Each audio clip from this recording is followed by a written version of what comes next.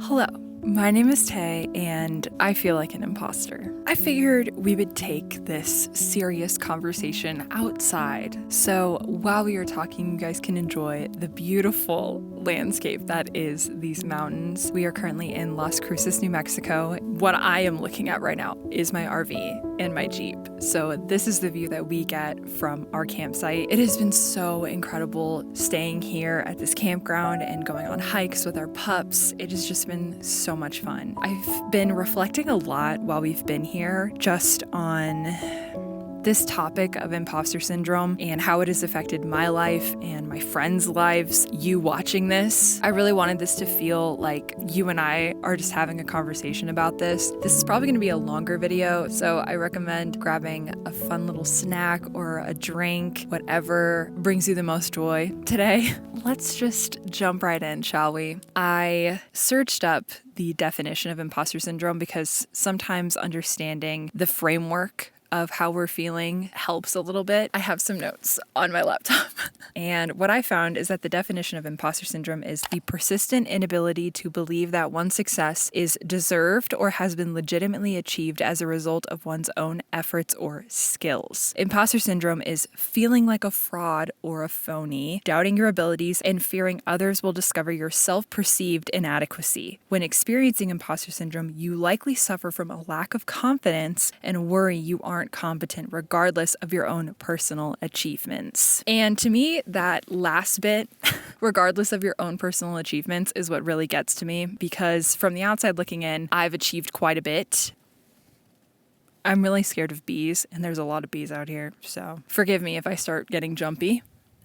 From the outside looking in, I seem like I've achieved a lot. I'm going to be 30 this year, and I am going to be publishing my third book in the fall. Fingers crossed everything goes well. It's hard for me to call myself like an indie author or an author at all, even though that is true and like that is valid. So sometimes when we meet new people and they ask us like what we do, Trevor will say, oh, my wife is a writer or an author.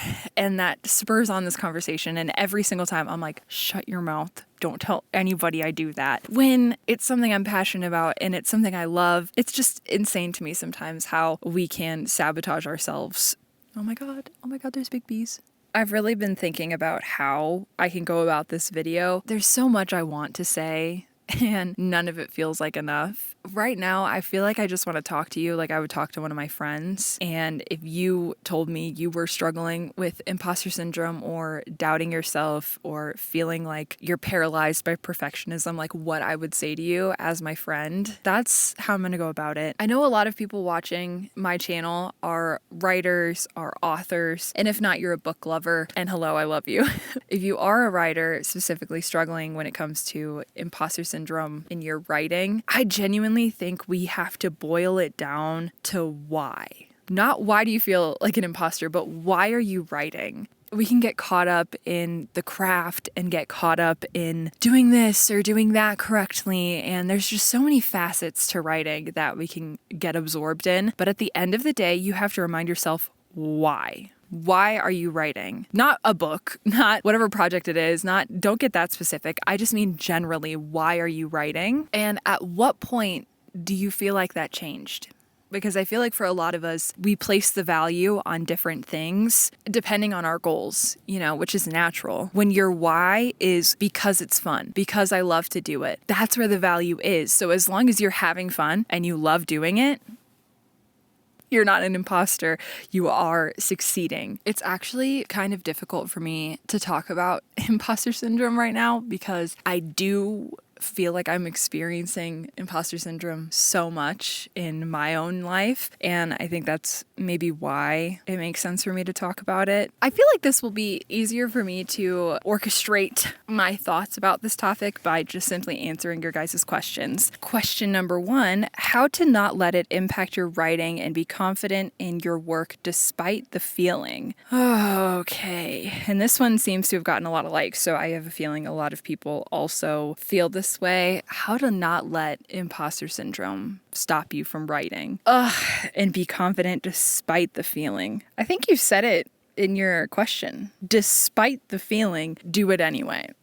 which is so much easier said than done because I personally am feeling that. Like I'm nearing the end of my third book in my first series. It's really hard to let go of the pressure to do it perfectly and to do it right because this is the last book in the series. I know some people say like you should be thinking about the reader as you're writing and like all of this stuff, but maybe don't. Like if you're being crippled by imposter syndrome, I know some of the best writing I ever made was when I didn't think it was ever going to see the light of day and when I wasn't focused on publishing that content. I think we have to put ourselves back in the present moment, focus strictly on the experience of writing and not the result of it, which can be really, really hard. I hope that helped a little bit. Imposter syndrome is something a lot of writers deal with, but sometimes it's hard to recognize when it's actually happening. What are some signs that a writer might be struggling with imposter syndrome without realizing it? And are there any common misconceptions about imposter syndrome that writers should know about? That is such a great question. And here we go, because I feel unqualified to answer. I also want to say I am not a professional. So if you do feel like this imposter syndrome is actually causing you to have like trouble in life and experiences, seek professional help. I recommend therapy. Like actually not ironically, like genuinely, therapy really helped me in a season of my life when I was struggling. So if that's something you need, I recommend getting some therapy. It doesn't mean there's anything wrong with you. Oh man, that is such a great question. Holy crap. What are some signs that a writer might be struggling? Ooh, okay. Well, right off the bat is undermining your success. If it's that you finished a draft, if it's that you posted your first video on your authortube channel, whatever it may be, undermining the value of your success is a sign in my eyes. And an easy way to tell that is if your friend had accomplished that thing, would you be talking about it that way? Like if my friend had just finished the first draft of their third book, would I be like, yeah, that was good, get to working on the second draft? No, I would not react that way. I would be shooting off fireworks in the middle of a field, screaming at the top of my lungs, so proud of them. And to me, that is a huge sign that I am currently struggling with imposter syndrome because that's what happened to me. And when I did finish my first draft, I wasn't shooting off fireworks in the middle of a field. Hello, wind. That is an easy parameter, I guess, is would you speak to someone you love the way that you're speaking about yourself and your success? Easy kind of radar. And are there any misconceptions about imposter syndrome that writers should know about? I don't know. I don't know. I'm so sorry if that's unhelpful. Another question is, I need to be more active in my writing. I watch your videos and get inspiration. Then as soon as the video is over, I do absolutely nothing to my book. Any advice on how to fix that would be appreciated. Well, first of all, I'm so grateful that my videos could be that inspiration for you. And again, that's something that like as soon as I hear that, I'm like, oh, that's really nice. And then I move on and I don't actually absorb the truth of that there's somebody out there who genuinely takes inspiration from my content and from my experience. So I don't want to undermine that accomplishment and that compliment. So genuinely, thank you for that. But I get that because I watch like Kate Kavanaugh, I watch Sincerely V, I watch so many other channels. I get that sense of inspiration. And then as soon as the video's over, I close out of the video. Oh, there's a car coming. This is so embarrassing. Holy shit, this is embarrassing. Well, that was awkward. That car is gone. I know this is going to sound crazy. This is more of an experiment. I don't know how this will do for you. After you watch a writing blog or somebody that inspires you, get off of YouTube, put your phone away, open your laptop or whatever it is that you write on, if that's your journal and a pen, whatever works, and brain dump. Okay, keep it super low stakes. I want you to have the mentality that nobody is going to read what you're about to write ever. You can burn this after you write it, but just get something out. Okay, it can pertain to your story, whatever you're feeling like in the moment, but just write something. And if you need to set like a timer on your phone, something as like a parameter for how long you do this, do it. If it's that you want to write a page, if you want to hit 1,000 words, whatever it is, but just write. Like do the action and associate watching somebody that inspires you with action, if that helps. That's a very practical thing to try. I don't know if that would work necessarily, but it can't hurt. Give it a go. I know that's really difficult because it is directly affected by your discipline. Don't worry about motivation. Don't worry about feeling like doing it. Just get get that action in. Maybe that'll help. I don't know. Do you have any tips to prevent it from holding you back from creating or writing? Would love to hear any strategies you have or things you've learned to prevent it from holding you back. Imposter syndrome is such a bitch.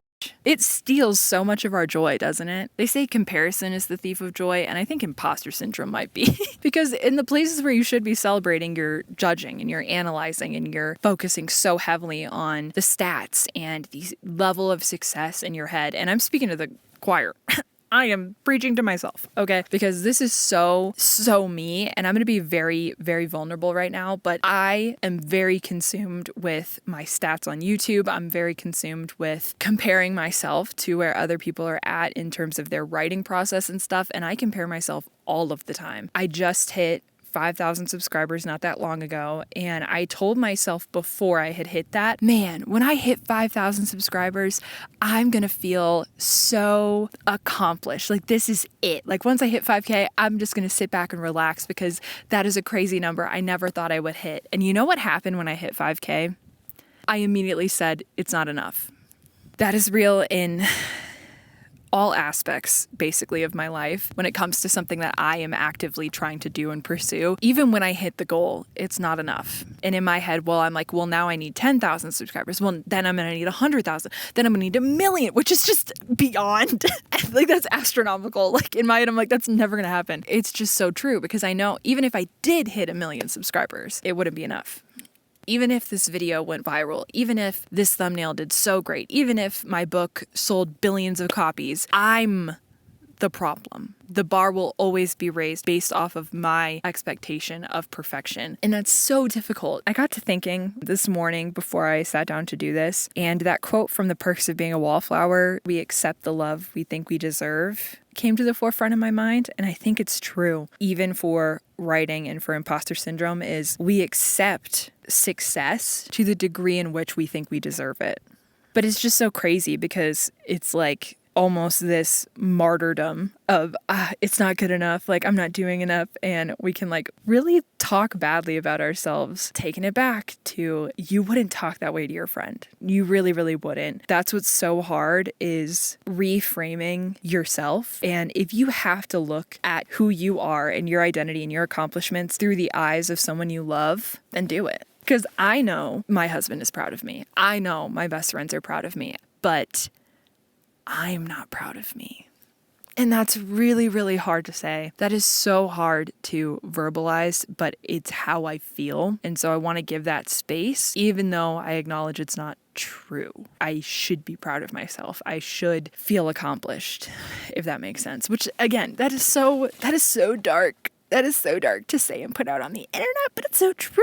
I hope that helped answer that question even a little bit. How do you get yourself to accept that you've completed a draft and move on to revision? I'm revising draft 1 right now, and it still isn't feeling real that I even finished the draft 100%. I get that. I have a really hard time celebrating the wins. Imposter syndrome is to blame for that, but I recommend celebrating that win. Finishing that draft is huge. How to accept that you finished a draft and move on. Well, if this is your first draft, you have the second draft to fix things and to make changes. So that's a little bit easier to kind of move on. I think of it very black and white from draft to draft. I know some people are a little more gray, which is totally okay. But in my head, that helps me stop picking it apart over and over again, is by being like, okay, draft 1, I wrote the end. Chapter 1 to the last chapter I have is filled with things, and I've written the end or to be continued, whatever it may be. That to me is the end of draft 1 or 2 or whatever you're working on. And then I can work on the next draft and focus on that. In terms of the book as a whole, how to accept that the book is done.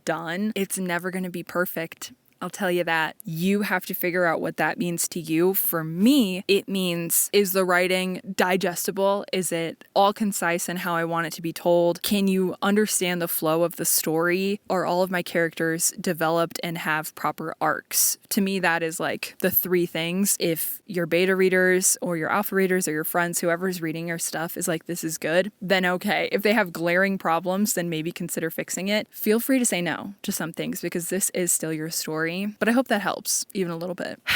how do you balance trying to be kind to yourself while also still striving to improve? I think it goes back to what I was saying about talking to yourself like you would talk to your friends. Because the thing is, with the people I truly care about and my friends, I do want them to improve. And I think that's real friendship, is when you can be kind to them and offer advice, but also try to help push them if they want that. But I also want my friends to thrive. You know, I don't want to use the word succeed, because to me they already have. It's like I want them to thrive. So if you have to put the parameters on yourself of like, I'm my friend, like I am my best friend, I need to take care of myself, but I also know I need to do the dishes. I also know that I need to write a chapter today to hit my goals. Those type of things. As my friend, if I need a day, if I need a few hours, if I need a fun drink, if I need to go out to the thrift store, if I need to watch a YouTube video to decompress, I'm going to give my friend that care and that consideration. It's that balance. It's all balance, and really framing it to how would you speak to the people you love? How would you tell them that they should spend their time? Would you berate them? Would you become a drill sergeant and force them to do things that make them cry and make them have debilitating hatred towards themselves and what they're doing? No,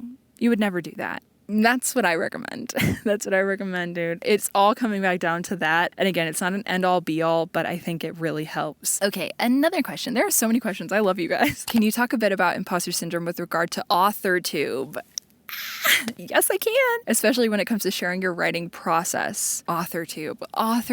I love, Evelyn, number one, I love you. But number two, I love that you brought this up, because I do want to talk about authortube for just a hot second. Authortube saved my passion for writing. And I mean that with my whole heart. I was really close to giving up on the Venture series. I was really close to calling it quits to the whole writing thing in general because of imposter syndrome. I was really struggling, is what I'll say, with the second book in the series, which is now one of my favorite books and things I've ever written. Being inspired by this community, making friendships, putting myself out there, it really changed the whole writing experience for me. And to all of my authortube friends watching this, oh my God, I'm gonna cry. Ooh, don't cry. I love you guys. So real and so genuinely.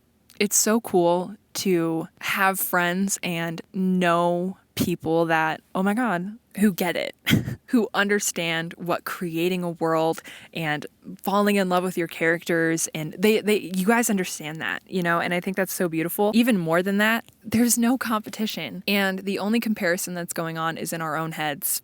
It really is. That's the only comparison. Every single one of the people that I have got to know in this community have been nothing but supportive and kind to me and to other people in this community. I think if you have been lurking, as some of you guys say, in the comments and on streams and watching videos and stuff, the only way that you will really find community is if you put yourself out there. And trust me, I was burned very, very much by community and friendships. It was hard to put myself out there and trust these strangers on the internet, but it was the best thing I ever did. Are any of us perfect? Hell no. But again, we all are so supportive and kind and genuine. That's what matters more to me, is the fact that we all are learning and we're all growing. And this community, it is what you make it. I will say that. It is what you make it. Okay? So if you put kindness, if you put wanting to make connections, if you put your heart out there and you come in with humility and vulnerability to these people, that's what you're going to get back. Evelyn, I know when we were talking on your live stream, you specifically were saying that when it comes to craft, so how you outline, how you do certain things, it can feel like you're not qualified to speak on that. And I get it, because I feel the same exact way. And that's honestly why I haven't really made like a craft video or how I draft, how I outline, how I line edit, because I have felt like I don't know. Like, I don't know enough. I am not experienced in this. I have no degree. I have no schooling in this topic. It feels wrong to put out there what I do, because I don't think I know what I'm doing, and I still don't think I know what I'm doing. But there's a huge but right there, okay? We all can can glean inspiration from one another no matter what. You have to remind yourself that. Evelyn, I know for a fact you have an incredible document for your outline and for your characters. It's so well structured that could inspire a lot of people. And that's the thing, is like, you guys, we're so crazy. And I'm speaking to us, man, because the truth of the matter is, every craft video I watch, I don't take what the person is saying to be gospel, if that makes sense. Like, I am not listening to this being like, this is the only way I can write to be successful. This is the only way I can outline to execute properly the story I'm trying to tell. That's not true. Usually I will find one or two things from what that person said, utilize it in my own work. And even if I don't do that, I'm still curious and I'm still seeking inspiration. And even if it just sparked something new for my story, for the way that I can structure something, that's a win. Even if it's not, again, I'm curious. And I'm nosy and I just want to see, because I really find it interesting how as writers and people, we do things so differently. None of us are the same. Like, literally not one person I have found to be the same when we do our process. So that is, I think, what I want to remind the community on authortube, and specifically those trying to make content for it, is go in with that humility. Go in with that, hey, I don't know really what the hell I'm talking about, but this is what I do. If you want to try this out, give it a go and just offer it to people, because that's really what it is we're offering our insight, we're offering our experience. And if people want to take that advice, if people want to try something new, then they're going to do that. And if not, then that's okay. And they at least saw into the mind of the writer behind this incredible work that is going to be existing, if that even makes sense what I just said. But authortube, I do get a lot of DMs. I get a lot of awesome comments of people saying like, hey, I want to start authortube. I want to put myself out there, but I'm scared. I don't think I'm going to be good enough. And again, I think that's all imposter syndrome. I think authortube is also growing so rapidly and it's so beautiful to see. My best piece of advice is not to try to mimic or copy somebody else. Don't try to be me. Don't try to be anybody else on this platform that you see and you respect. I think getting ideas and being like, okay, well, I like how this person has shots of them typing. I'm going to get a shot of me typing. I like how this person talks in depth about their plot. I like how this person talks about it more vaguely. Like, whatever you are drawn to, maybe watching, you can get ideas from, but don't think that if you copy exactly how somebody who is successful on authortube goes about their stuff is going to make you successful. Like, don't try to mimic. My greatest piece of advice is to be yourself and to be authentic to who you are. I think that is what thrives in this space, is authenticity, being genuine and being real, because as writers and even as people, I think that's what we're missing. And you're going to find your community. Talk to yourself like you would talk to your friend. Reframe how you view success on authortube. I literally have to not look at the numbers. It's very, very hard for me not to, but I have to focus on, just like one of you guys said in your question, like, I watch you and I get inspired. Like, remind yourself of that fact, that there are people out there who could watch your content and be inspired or get new motivation to work on their project. Like, that's really what it's about. Make the authortube channel. That's what I'll say. Make the authortube channel. Who cares if you are consistent? Who cares? Put the content out that you want to create, even if you can just look back on it in the past. Like, that's what I've really loved, is been able to look back on content that I've created over the years, because I've been on this platform for a few years. I can see the growth in who I am as a person, how confident I feel in my own skin, in my own projects, in my life. And that's been so cool to see and look back on. So even if it's just a diary for yourself, I say do it. You won't regret it. At least I don't regret it. Maybe you will. I don't know.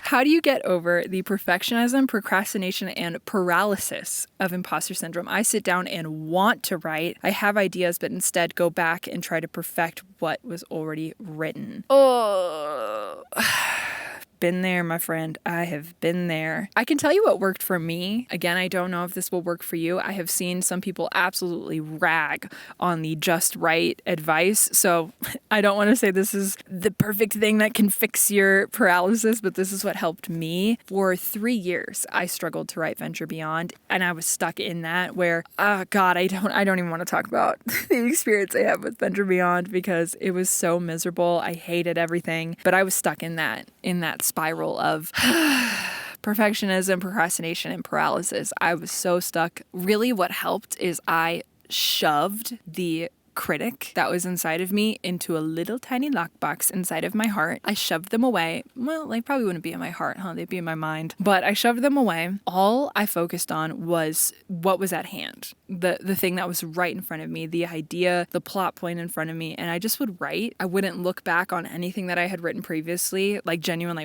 I wouldn't even look back to see the last chapter I wrote to like pick up. I would literally sit down and write. I turned off spell check, which I know sounds insane, but every single time I saw the little red squiggly, it would stop my brain and I would have to go back and fix whatever that misspelling was. You can always turn it back on. It takes like 5 seconds to freaking hit yes, change. That's a small thing, but that really helped me. I turned it off completely. So it's just, I don't see any of my mistakes as I'm writing them. The point when you're drafting is not to make a perfect book. I mean, there is no such thing as a perfect book, so don't even get me started on that, and just write. Like to what I said, why are you doing this? It's probably because you're having fun and you've been writing for a really long time and all of these ideas you've had, you want them to come to fruition. So just write them. Don't put any pressure on yourself to publish something. Just tell yourself the story. That is the purpose of the first draft, because then you're going to see the issues from a wider lens, but it's hard to fix something that isn't there. And maybe that's why you keep struggling, is because there is something that is missing. There's something that's wrong with your plot or the overall story. It could be just one thing, but you're not going to see it if you keep changing it.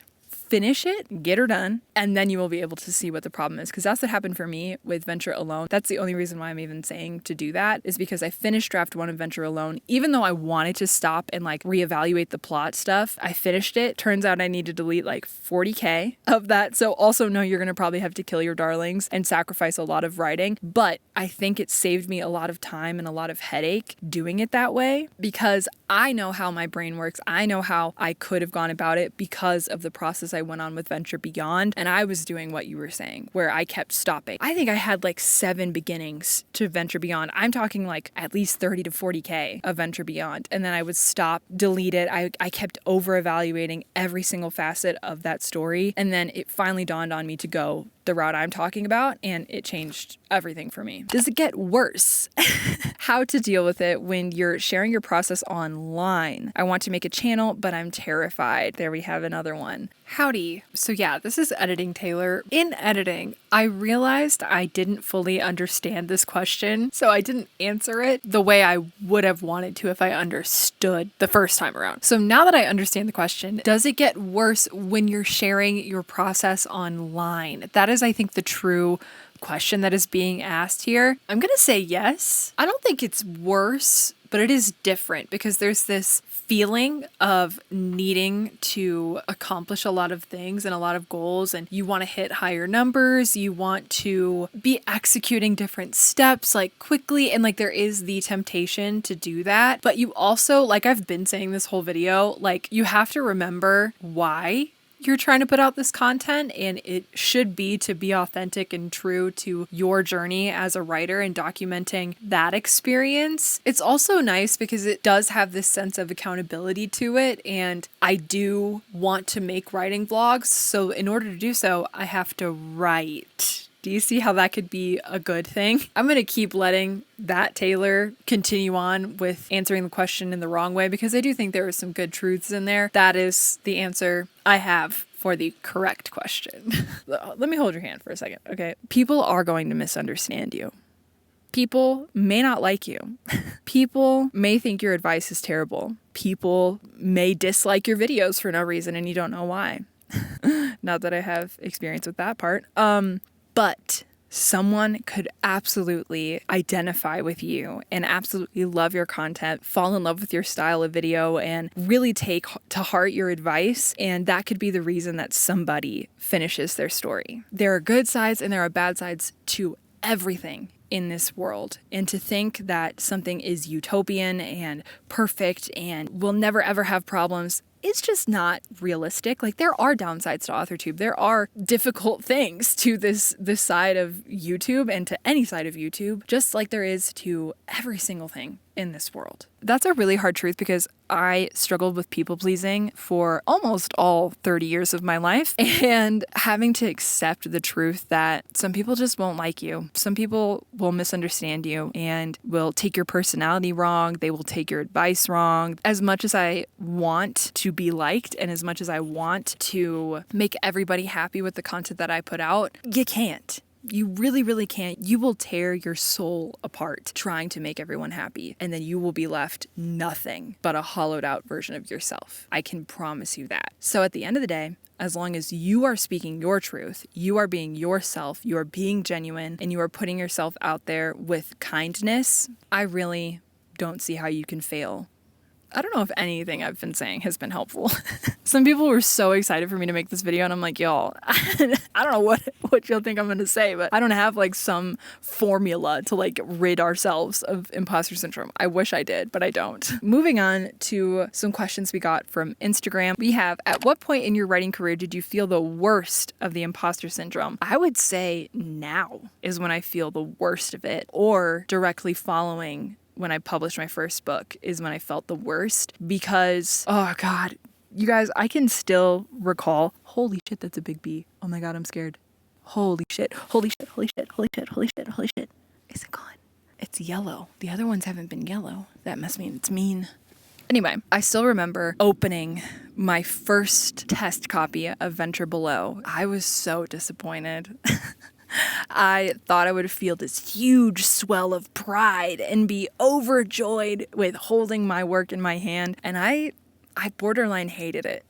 I flipped through it, and I remember looking and being like, this is not good enough. The best I can do right now, but it's not enough. This is not going to be successful. No one is going to read this. No one's going to like this. Oh my God, a little lizard. Hi, little lizard. Hi, little lizard. Oh my God, he's so cute. I think as time went on, like when I got my Venture Beyond test copy, that one I was proud of. That one I was like, hell yeah, we did that. I know when I get Venture Alone, I'm probably going to cry because I'm going to have all three together, and that's going to feel so satisfying. But I'd say right now, because it doesn't feel real and I don't feel like I deserve the title of author or authortuber, like I don't feel worthy of that. And again, we accept the love we think we deserve. So it's this cycle. It's literally this cycle, and I overthink and overanalyze everything. Virgo, 6 placements of Virgo over here. I overthink and overanalyze everything. I can talk myself out of every emotion. And so being like, I don't feel like I deserve this. It's like, well, you do, because you did publish these books, and whether or not they're perfect or to my standard doesn't matter, because they're still out there. People still love them. Some people absolutely hate them, which is really discouraging, but it's fine. It's just such a hard cycle. It is such a hard cycle. I don't know if I'm really helping or giving advice, but at least I'm relating. At least I feel the same as you. Is that helpful? Maybe that's comforting to know, like, you're not alone at all. Maybe that's all this video is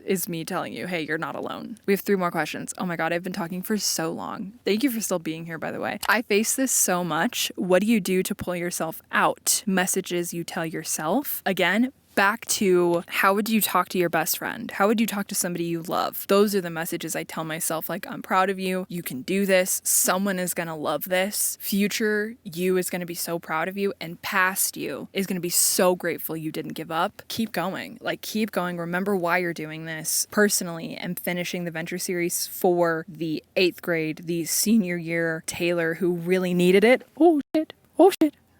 Okay, we're good. Wow, he came right for me. I hate bees. I hate bees. And yeah, I'm publishing it and I'm finishing it for that version of me that really needed this story out in the world. Next, how to treat yourself when you're in the thick of it. How to treat yourself. Well, I take it like treat yourself. So like go to the thrift store, get a new book. But I know that's probably not what you're talking about, Tia. I would say treat yourself with kindness. But again, treat yourself like you would treat your friend, and you want them to improve. You want them to do better. But you also want to give them some grace and some space to process what they're doing. That's what I would say. That is a loud ass truck. Yep. We are so close to being done. We have one more question, you guys. One more question. How do you get over the idea that you'll fail because others are doing better than you? Babe, I hate to break it to you, but someone will always be doing better than you. Always, always, always. Someone will be doing better than you. And trying to put yourself to the standard of somebody else's life and their experience, and it's just, that is so not reality. Your value of success needs to be something that you come up with for yourself. Like for me, success is based off of, I don't even know what. That's a tough thing. I guess it's if I'm making things that I'm proud of. I think maybe that's what my success is based off of, and maybe not even proud of, but things that I enjoy. And specifically when it comes to writing, it's like, am I having fun writing this? Am I passionate about it? Am I reading this back and being like giddy? Can I get lost in the story? Like that type of stuff. But yeah, the idea that somebody is doing better than you, like people are always going to be doing better than you. Even the best of the best has people that are better than them. That all is shaped by how you view other people and how you view the world. It's all based off of our own perceptions. Somebody could be doing better in numbers, but they could really hate their life. Like straight up, like somebody could be a millionaire, but they could be falling apart inside and be coping with really horrible things in horrible ways. Like the idea that somebody is doing better than you, like, and I'm saying this with love because I've absolutely have been there and do that constantly, specifically when it comes to YouTube. And like, I can look at somebody else's numbers and be like, oh, like they've got this amount and like, I've only got this amount. But I currently know that I'm also somebody's goal, and they're looking at me saying, oh, but if I could only get up to what Taylor is at, then I'll be successful, which is baffling because I feel that way about everybody else. So it's like, you have to understand that we all are looking at each other wishing we had that life, and that is how you waste your time and your potential by doing that. And I'm telling you, like the moment that thought comes into my head, I have to rip it apart and be like, no, like if my friend hit this goal, if my friend did this, like I would be so proud of them. So I have to be proud of myself. Even if I don't really feel it, I have to acknowledge that because it's true. I'm sorry if that one was more aggressive, but I felt that one so deeply. And so I had to address it like I would be talking to a friend. I want you to know I love you. I love you. I love you. Those were all the questions asked about imposter syndrome. I hope that I did it justice. My final parting thoughts is to be true to who you are. Talk to yourself like you would talk to someone you love. Acknowledge that we accept the love that we think we deserve, and you deserve so much love. Keep that in the forefront of your mind, I guess. I really don't know if this video is helpful. I would love to do like a follow-up of this video. Let me know if there's another topic you would like for me to discuss. I am going to try to put out some more craft videos and just kind of explore what I personally do for my process and stuff. So if there's anything like that you would like me to specifically talk about, I know how I shape my Scrivener is going to be something I talk about. How I line edit is going to be a video coming out soon. I just want you to know I love you so much, and I think you're doing amazing. You deserve so many good things in this world, and I hope that you accept them. With that being said, if you liked this video, give it a like, comment down below a book emoji so I know you stuck around to the end of this very, very long video. We are still doing our book club, so if you want to join the book club, the link is down below. Don't forget to subscribe and turn on post notifications so you get notified every single time that I post a new video. I hope to see you in the next one. Bye!